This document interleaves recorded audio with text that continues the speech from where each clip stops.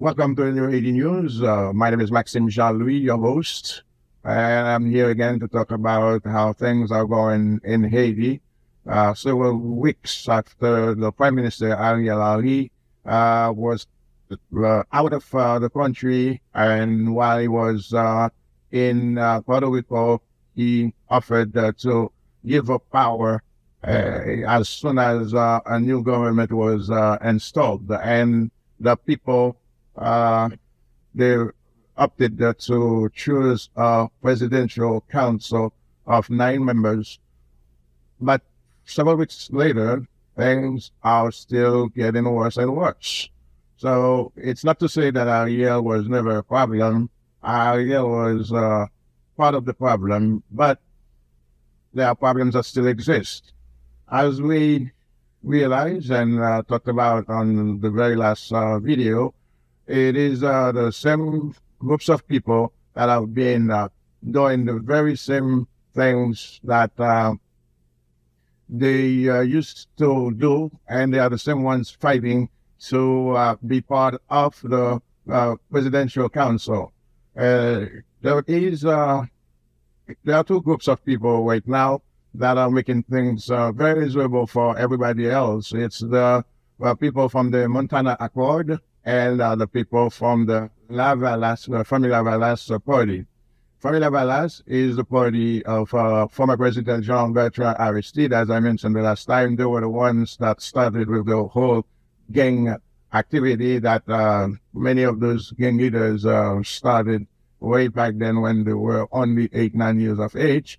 And the Montana Accord also include a lot of members of Family Lavalas as well as members from the current political party of PHTK, which was established by former President Michel Martelly. So basically, it's the same people that are fighting to continue on the same route that the country has been going, just sitting in bed with, laying in bed with the international community, and CARICOM is the actual arbitrator standing in between those leaders fighting to see who's going to be president of the council, and it's a never-ending process.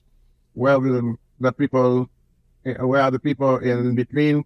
Nothing for them, and there is yet another force that's been fighting and doing a lot of distractions to make sure the voices are heard.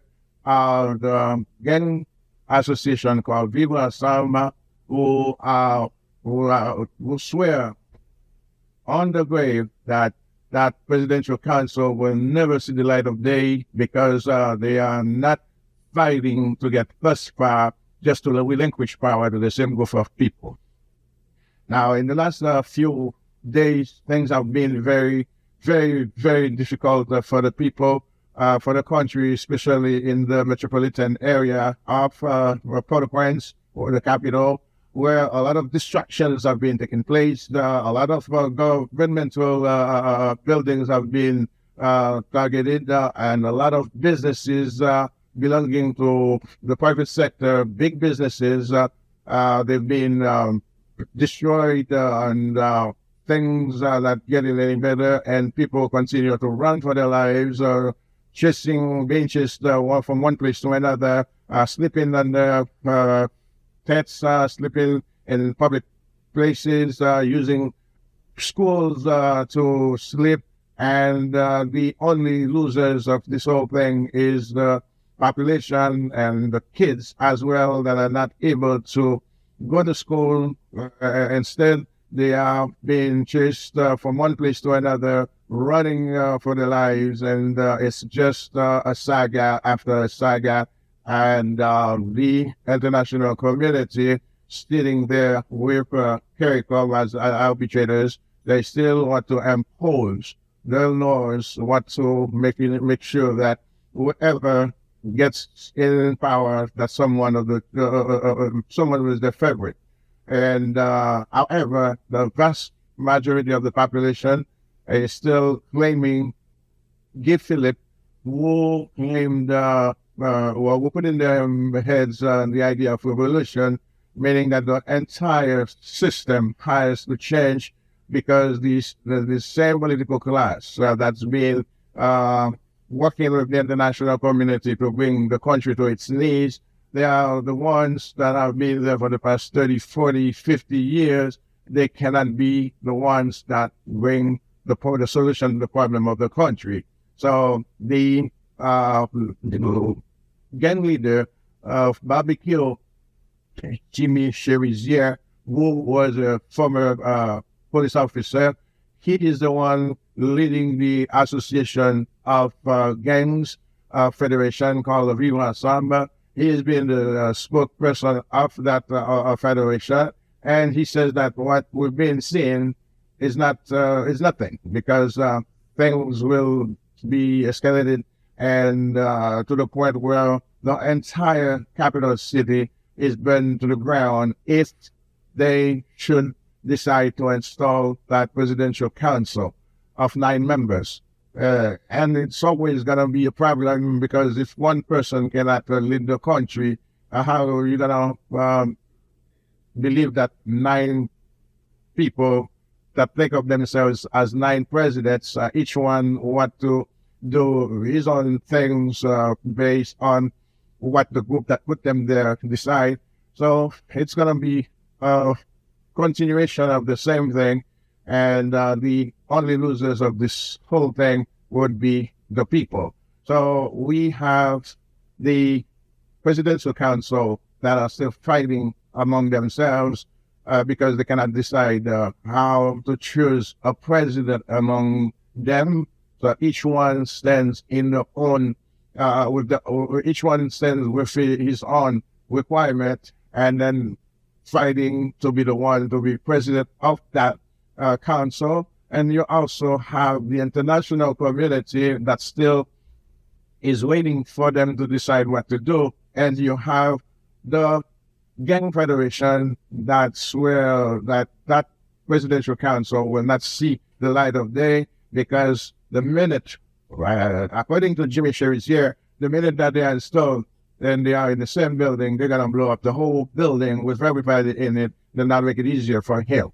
So with that in mind, things are just will continue to go down the hill. Now there's yet another group of people that are fighting as well, and you have some members of the elite class that are right now claiming that they gonna step into the fight and defend their interests as well because they've been letting things go and they've lost quite a bit, so they're gonna step into the fight. So you have all these groups, all these people fighting, and the rest of the population is caught in the middle, not knowing what to do, not knowing where to go. The only hope they have is to have someone like Guy Philippe to be sworn in as the president, because when everybody was sleeping and just enjoying the benefits of the government and they were dying in the streets, there was nobody that could or that said anything to help alleviate the pain. The only person that brought that spirit of revolution and kind of wake them up and bring something to the table that gives them some hope is Senator Guy Philippe, who they believe is the only person that can bring them some kind of relief. Now, within the same kind of saga, we also have the leader of Petit Dessalines. His name is Moïse Jean-Charles, who claimed that he was working with Guy Philippe to put a presidential council of 3 members in power. However, he was not honest himself, and everybody's been calling him an abolocho. Abolocho simply means that someone who is changing his mind every day. He's right there. Wherever the benefit is, that's where he is. So as an abolocho, he was with Guy Philippe one day trying to put a presidential council of 3 members into power, and when things were not working the way he wanted, he under the table set his rep to be part of the 9 presidential council member to CARICOM. So everybody is fighting for some interest, some benefits, something that only benefit them, nothing for the people, nothing to benefit the country. It's only about them. Yeah, just yesterday, they issued the first statement together, and they say that they are working to put a system in place where people can go about doing their business freely and this and that, as soon as they are able to come to an agreement as to who's going to be voted as president of the council, and then they're going to be choosing the prime minister, and together they will work to put together a running government to have someone sit in the office as the elected president by February 7th, 2025. It's a lot of work to be done in that short amount of time because so far they have not yet decided when to have that government, whereas the country is still empty. There's no running government in the country. The last government that was headed by Ariel Henry is being dysfunctional. The Minister of Justice was out of the country, Madame Emily Buffet. She somehow manages to get back to the country, but nobody has heard from her since 3 days ago. She will return to the country. There's also the Minister of Foreign Affairs. He might have been back in the country as well. It's a mess. It's very messy over there. Everybody is fighting, and the National Congress has no one to run it. There's no prime minister. There is no senator, no representative, no elected mayor, no elected official, councilman, nothing at all. That's the only country where the people are free to do whatever they want, and as long as the gangs that are running their area let them do that. So basically, if there is one government in the country right now, is the Federation of Gangs called Viva South. The Federation of Gangs, they are the ones that dictate what to do. They are the ones that decide where to send the people, because if they want to move them from one area to another, they just start shooting, making noise with their guns, and then people start running. And before long, the whole area is cleared, and they choose whatever rooms they want to live in, and they choose whatever car they want to drive. They go back into banks. They also try to take the National Palace as well as the central bank. So if there is one government that is running the country right now, it is Viva Sam, it is President Barbecue, because he decides what to do right now with his federation.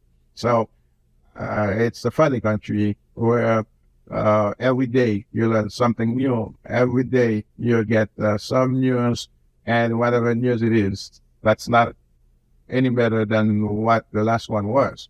So the Presidential Council is supposed to give the list of who to choose to be the president. They were supposed to do that. And then they made so much fighting among themselves that even members of the CARICOM that have been trying to establish something to get the government running, they even themselves, they are tired of waiting for the members of the political class to decide what they want to do and where they want to take the country.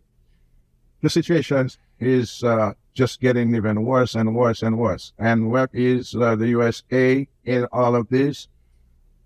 They don't care. Billions, hundreds of billions of dollars go to help Ukraine in their war against Russia. hundreds of billions of dollars are spent by the USA to help Israel in the war in the Gaza Strip. But it was big news that Joe Biden just released $10 million to help the police in Haiti. Big news, $10 million. Hundreds of billions go to Ukraine, hundreds of billions go to Israel, but 10 million for Haiti because Haiti isn't worth much. Haiti isn't much of an issue for the Biden administration. And something every time he hears it, it bothers him.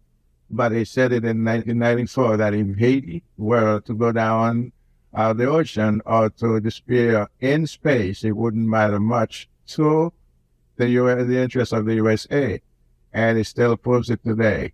It doesn't matter, although Haiti is right there in the backyard of the USA, only 600 miles away from Miami, Florida, is located in that small island, the size of the state of Maryland, 10,560 square miles, right there in the backyard.